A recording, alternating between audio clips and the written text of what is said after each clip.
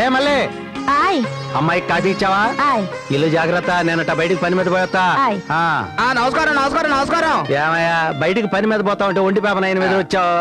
సర్రా, ఇంతకీ అమ్మాయికి సంబంధం ఏమన్నా చూసావా లేదా? ఓ చాలా ఉన్నాయండి. మీరు ఊ అంటే నేను ఊ అంటే అమ్మాయిని అందరికి కట్టబెడతావా ఏంటి? అన్న ఎంత మాట.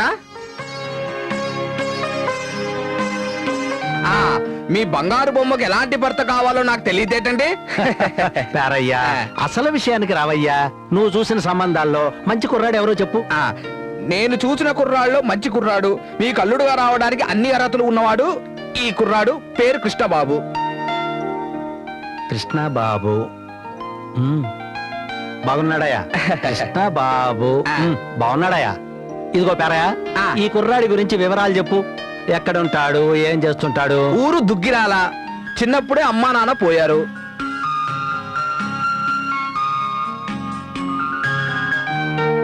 అయ్యో పాపం. అబ్బాయికి తోడబుట్టినోళ్ళు ఎవరు లేరా? ఒక్కడే కొడుకు. అంటే ఏ దిక్కు లేకుండా అనాథాశ్రమంలో పెరిగాడన్నమాట. అయ్యా మీరు పొరపాటు పడుతున్నారు. ఈ అబ్బాయి అనాథాశ్రమంలో పెరగాల్సిన అవసరం లేదు. ఒక మహానుభావుడు, ఆయన ఎవరో తుమ్మలపల్లి రామసత్యనారాయణ, అతని దూరం బంధువు, బెంగళూరులో ఉంటున్నాడు. ఓహో, బెంగళూరులోనా? అక్కడేం పని? ఆయన పిల్లలు కూడా అక్కడే ఉన్నారు. ఓ అర్థమైంది.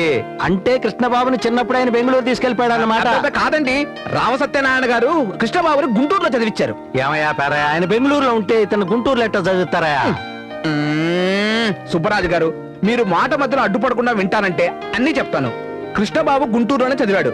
రామసత్యనారాయణ గారు కృష్ణబాబుని గుంటూరులోనే చదివించారు. కృష్ణబాబు గుంటూరులోనే చదివాడు, గుంటూరులో పెద్దవాడయ్యాడు. అట్టగా అంటే ఇప్పుడు కృష్ణబాబు గుంటూరులో ఉన్నాడన్నమాట. ఏ పని చేస్తున్నాడు? ఉద్యోగమా, వ్యాపారమా?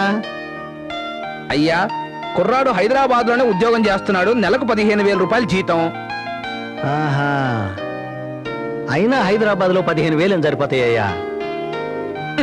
అయ్యా, 15,000 రూపాయలు సంపాదించేవాడు 4 కాపురాలు పెట్టి శుభ్రంగా సంసారం చేసుకునే వాళ్ళు ఉన్నారు. శుభం బలకరా సుబ్బ అంటే పెళ్లి కూతురు. లేదమ్మా, నేనేం పిలవలేదు. పిలవాల్సిన టైంలోనే పిలవకుండా వచ్చిందండి మన బంగారు బొమ్మ. అమ్మా, ఇదిగో ఈ ఫోటో చూడు.